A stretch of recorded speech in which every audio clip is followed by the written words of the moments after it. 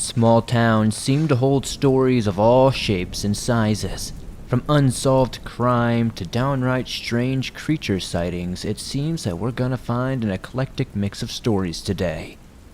Welcome back to the swamp, and welcome if you're new. Today I'm going to be sharing some creepy and allegedly true horror stories from small towns shared by viewers just like you. As always, if you have a story that you would like to share in a future episode, be sure to send your story in at swampdweller.net or the email you can find in the description down below. Be sure to like this video if you haven't yet and subscribe if you're new. And get ready for these creepy and downright strange small town horror stories that'll freak you out tonight.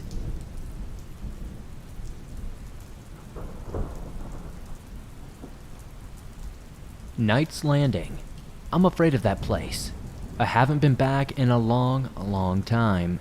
I'm scared to go there. Somewhere in Northern California, an hour from the coast in a dry valley, there's a place. This place was my second home. I spent almost every weekend there for many years until I was a teenager. A property in the outskirts of a boring small town near a creek in a well-sized patch of woods. We did a lot of things there, and we had room and confidence. A creaky old house dimly lit, covered by trees, and a small garden to the side. The light only went so far from the windows and porch before it was total darkness, and a short walk to the other two buildings, old, long, empty garages filled with tables and chairs for parties. Probably about 50 feet long, 10 feet wide, side by side, and although they said no further than 20 feet from each other, they both had very different atmospheres. One was a beacon of light in the darkness, rather a checkpoint, before it was total darkness. They were bustling with life from family gatherings and parties, but never the second. Only 20 feet away, it was always too dark even to see. And on the other side of that, well, that's the scariest part of that place. The 4 mysterious homemade concrete graves. Right next to this building, and beyond that debris, giant rocks and tons of firewood picture almost a scrapyard with zero light. The building was scary, but at least it was closer to the light. I have plenty of stories from here, ghosts and intruders and otherworldly and not worldly things.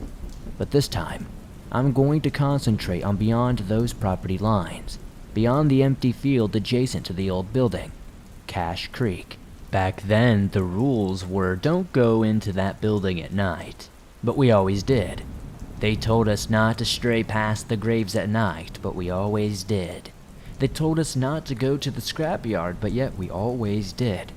But what we would not do is go past that field. It was almost an unspoken rule. No one ever brought it up, no one ever suggested attempting to make the trip, and we were reckless as kids, but not suicidal. We remember when we would sleep over when we were younger. My grandma would put us in the house before 12. That creaky old house. Too many for one story 3-bedroom house. You could see the end of it from where you enter. A straight shot. Living room, dining room, kitchen. All the rooms to the left. Room 1 by the front door, room 2 by the end of the living room, and room 3 by the dining room and the bathroom in the kitchen. And then out the back door. We all funneled into the living room while the adults slept in their rooms. We slept on the floor, and we'd stay up longer than them, but not for long. We'd get too scared. I'd remember no one talking about these things, just a look on everyone's face. Then everyone lays down and pretends nothing happened. These types of occurrences were daily at this place. But there is something that I will never forget more than anything. One night, while everybody was asleep except for us kids, it was maybe 30 minutes after everybody went to sleep, and the house was all quiet except for us whispering away and talking.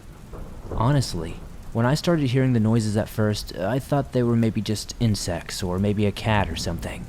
But then we started hearing distant screams far off. A chill ran down my spine instantly. Suddenly it sounds like something slams into the front door and starts scratching at the walls, the door, and the sides of the house, everywhere. It sounds like something is running around the house. The scratches, like I said, started at the front door, and then suddenly they were at the back door, then the right, and all at once, Sometimes it just sounded like one finger, and other times it sounded like a full claw. We were all scared out of our wits. The scratching then stopped, and for a moment everything went silent before we heard a massive thud on the top of the roof. I felt fragile under it. I felt like at any moment that the roof would cave in on top of us, and we would be this thing's meal, whatever it was. Eventually, the adults woke up and went to see what was going on, asking if we were horsing around. Once they saw how scared we were, they walked outside. The wind seemed to calm, and everything seemed to drift off into silence. I survived that night somehow, and so did all of us. The next day, when I asked the adults what they saw, they wouldn't tell me. They wouldn't tell me if it was wolves, big coyotes, nothing. No response at all. All I knew is I heard something that night. I was young, maybe 5 or 6 at the time, and now I'm 22, and I can tell you for a fact that my reckless curiosity still gets the best of me sometimes. But I know one thing is there was something out there that night. I can't explain what it was.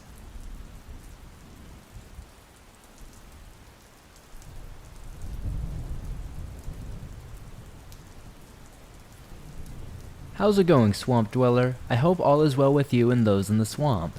I've been listening to your channel for quite some time now, on the way to work and on long trips.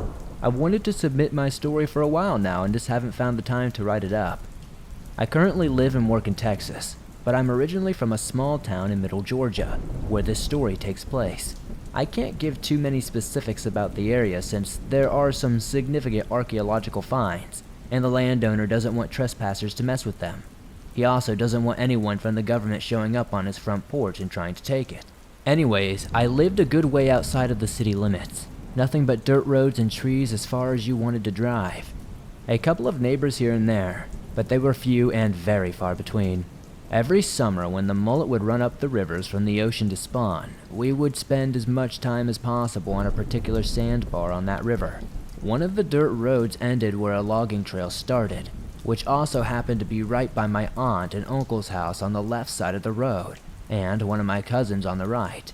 The trail led from the road, snaked through planted pines and hardwoods, and eventually found its way to the sandbar on the river. My uncle and cousin were good friends with the man that owned that land between the house and the river, which I learned was about 500 or more acres.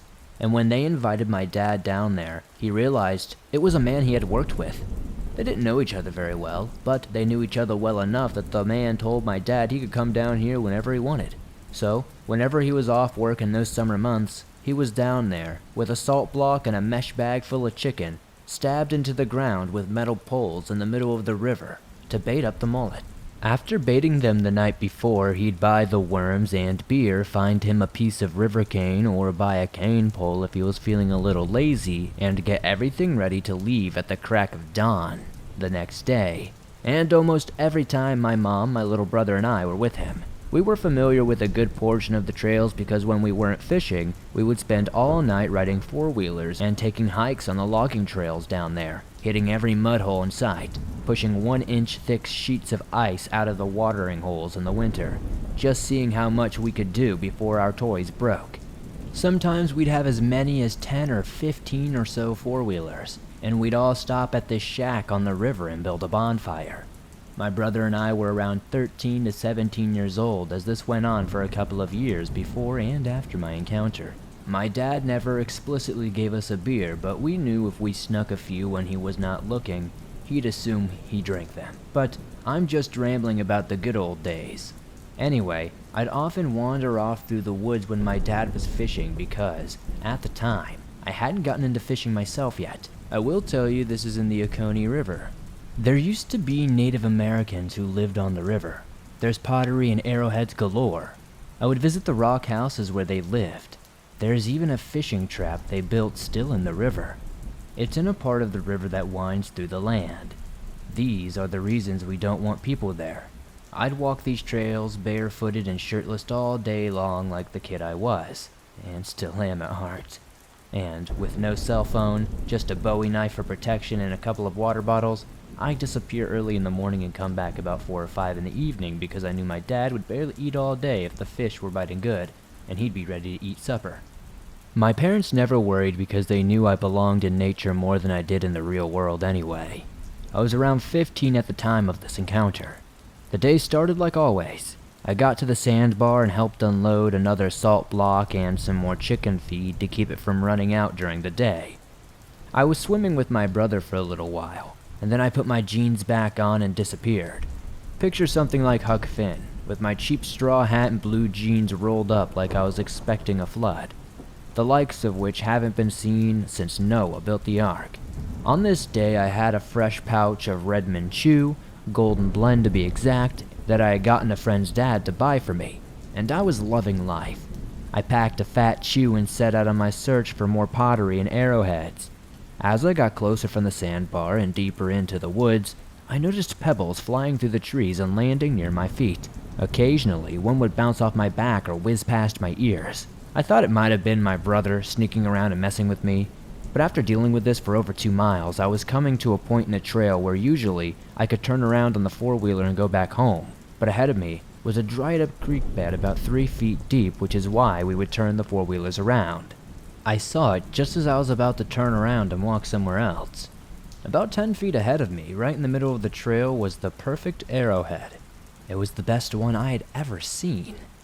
I guessed spearhead would be more proper for it. It was about 3 inches long and an inch or so wide. When I picked it up, I noticed that it was completely intact, no broken point or anything, and it was like a solid deep purple color. I bent down to pick it up and examine it for a minute, and excited would be an understatement. But as I looked up, I noticed something else. Behind a tall, healthy pine tree about 30 feet in front of where I was now standing was a massive arm, and peeking around the trunk of the tree was a face. I didn't get time to make much sense before I saw this thing move behind the tree and try to hide there in all its glory. It just stood there, arms by its side facing me, never once making a threatening move towards me. It was at least 7 or maybe even 8 feet tall and covered in matted, rust-colored hair or fur. From what I could tell, it had a very muscular physique. The face resembled that of a man but was more ancient, leathery, and wrinkled by the hands of time. But the eyes stood out to me just as much as the non-threatening posture. They weren't some abysmal black pits, they were glowing red orbs of anger and hatred.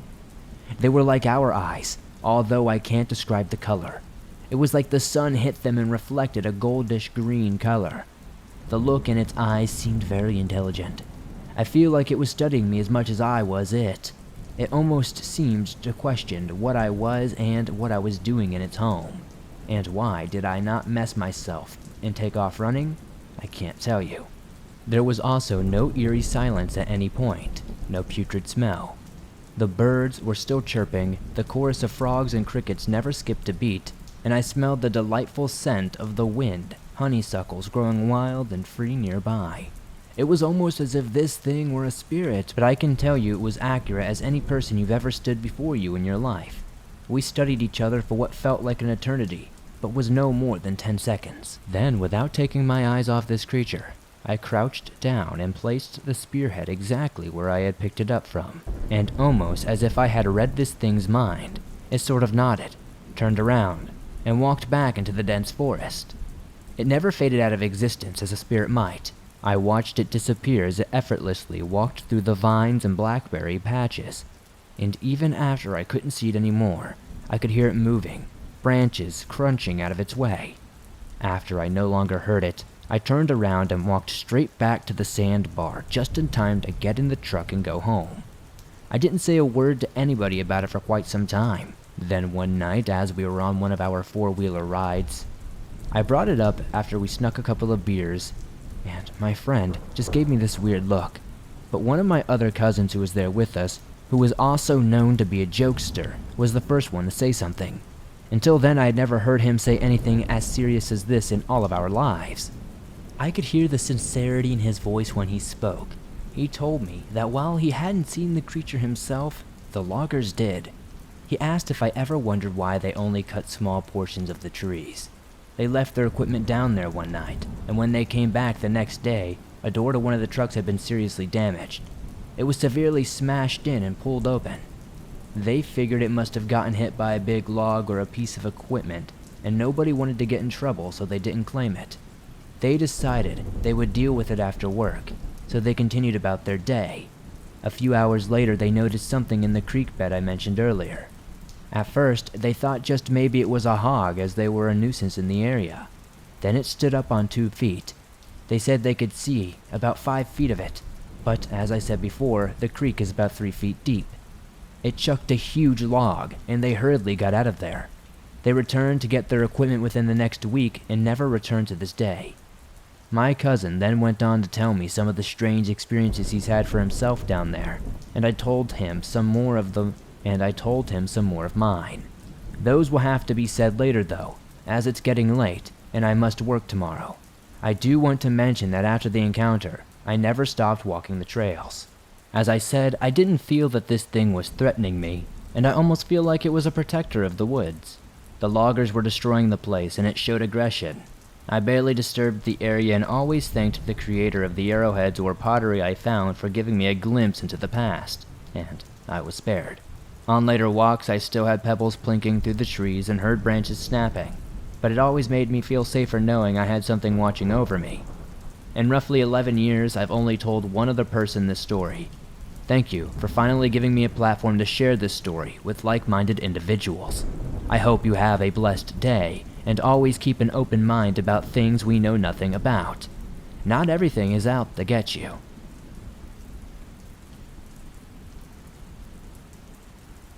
Today's episode is sponsored by HelloFresh. With HelloFresh, you get farm-fresh, pre-portioned ingredients and seasonal recipes delivered right to your doorstep. You can skip trips to the grocery store and count on HelloFresh to make home cooking easy, fun, and affordable. That's why it's America's #1 meal kit. You can choose from 55 weekly options featuring pre-portioned, high-quality ingredients picked at peak ripeness. HelloFresh delivers fresh, quality produce from the farm to your door in less than a week's time, so you can savor summer's flavors right from home. HelloFresh is 72% cheaper than dining at a restaurant and is even cheaper than grocery shopping, and that's money back in your pocket. So, join me and many others in the swamp today. Go to hellofresh.com/swamped16 and use code swamped16 for up to 16 free meals and 3 free gifts. Again, go to hellofresh.com/swamped16 and use code swamped16 for up to 16 free meals and 3 free gifts.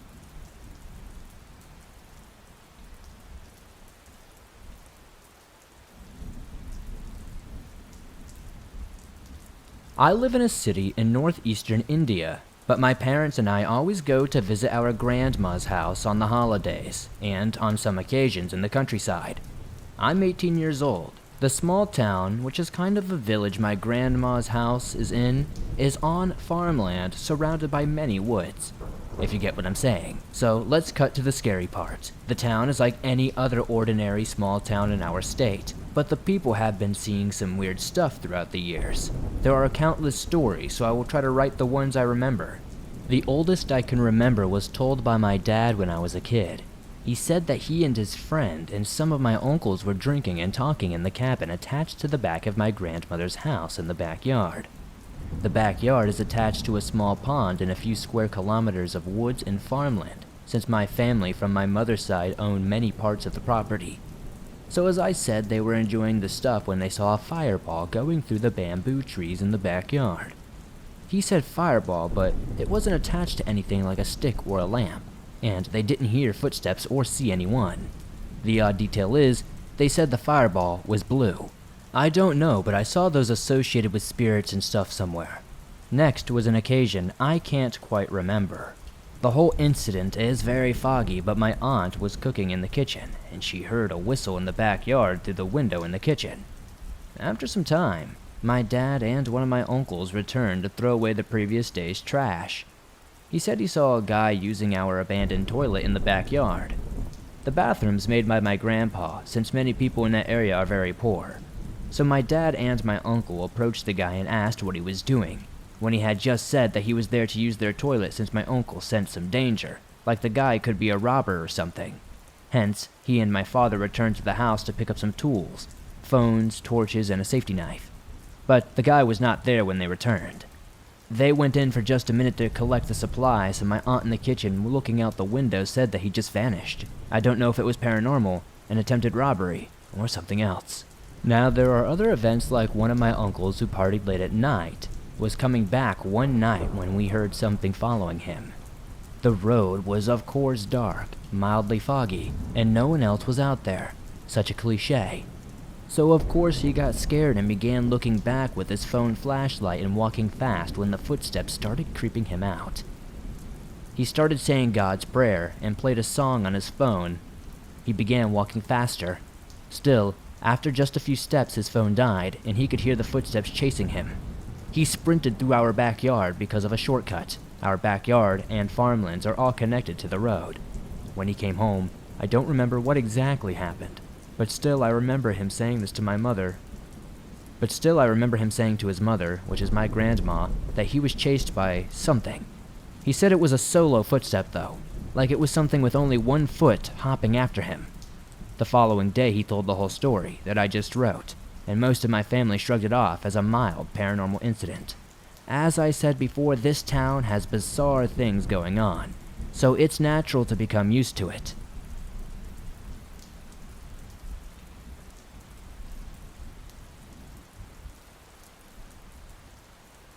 This happened to my friend Alex and me a couple of months ago around March of 2020.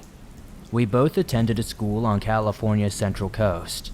One weekend in April sometime, Alex invited me to join him on a drive a few cities up north where he was picking up a dog he was interested in fostering. Once we picked up the dog, who is a lovely boy, we drove a bit further north to eat before heading back down to go home.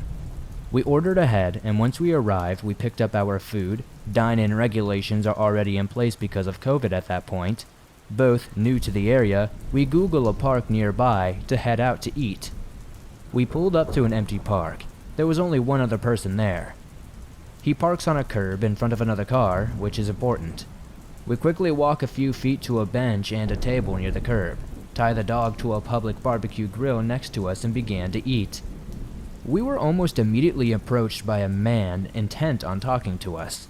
He specifically asked us about the dog. How old he is, his nature, is he mean, does he bite? Alex is busy answering the man's questions while trying to calm the dog down and eventually shifts his attention only to the dog.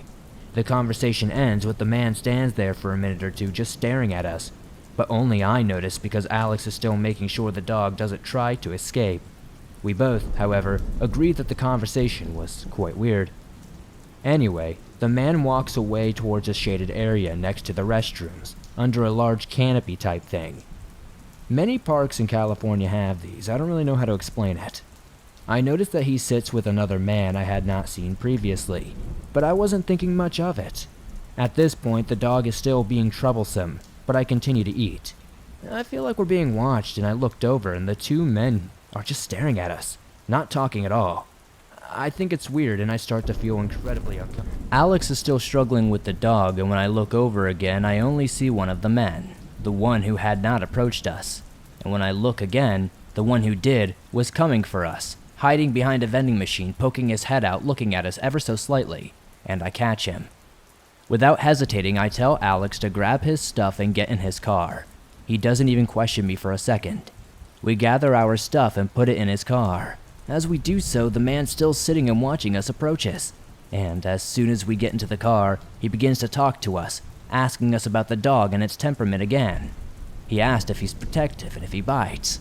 Alex barely answers him and starts the car. The man then walks past our vehicle, gets into the car parked behind us where someone has been inside watching us the entire time from just a few feet away without either of us realizing. Over the next 10 to 15 minutes, we pull out of the parking lot, and the other car does the same. We immediately fear that they might be following us, so Alex does a random series of turns until we end up in a neighborhood, and sure enough, the car is still behind us. They are tailgating us at this point, and we're both very freaked out, so we do a few random turns until we enter a roundabout, in which Alex very poorly exits, and they lose us. Very stupidly, we map another park for us to finish eating and arrive at a garden with a good amount of people, only a few streets away. We park, sit on a bench, and keep eating. Maybe 5 minutes later, Alex notices the same car enter the parking lot, and they park near where we were eating. No one exits the car, and we grab our stuff and leave. this time down south. The car starts to pull out too, but luckily we lost them because we got on the street first.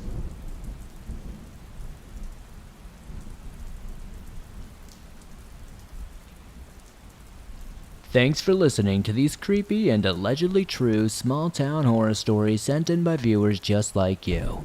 As always, if you enjoyed these stories, please be sure to hit that like button as it helps me out a ton. The more likes this episode gets, the more YouTube promotes it to fresh new eyes, and that helps the swamp expand its ever-growing waters. If you're listening to this on Apple Podcast or Spotify, please give this a 5-star rating over there, as it helps us grow on those platforms, and it's very much appreciated. If you have a story that you would like to share in a future episode, whether it's a small town story or something different, be sure to send it in at swampdweller.net or the email you can find in the description down below. I'm always looking for brand new stories to share. Be sure to comment down below letting me know what your favorite story was. I'd love to see the conversation. If you're on the go but don't have YouTube Premium but would like to download and listen to your favorite Swamp Dweller scary stories no matter where you are, you can download them absolutely free from Apple Podcast, Spotify, Stitcher Radio, and just about anywhere else you find your favorite podcast online. If you would like to support the Swamp outside of that, maybe check out the merch store. We've got t-shirts, hoodies, and more. I'd love to see you wearing some cool Swamp threads. You can join me on Twitch. I stream multiple times a week over there doing horror games, reading scary stories live, and more. You can find a link to my Discord as well. You can join me on Instagram, Twitter, and Facebook, and I'll see you soon with another creepy episode.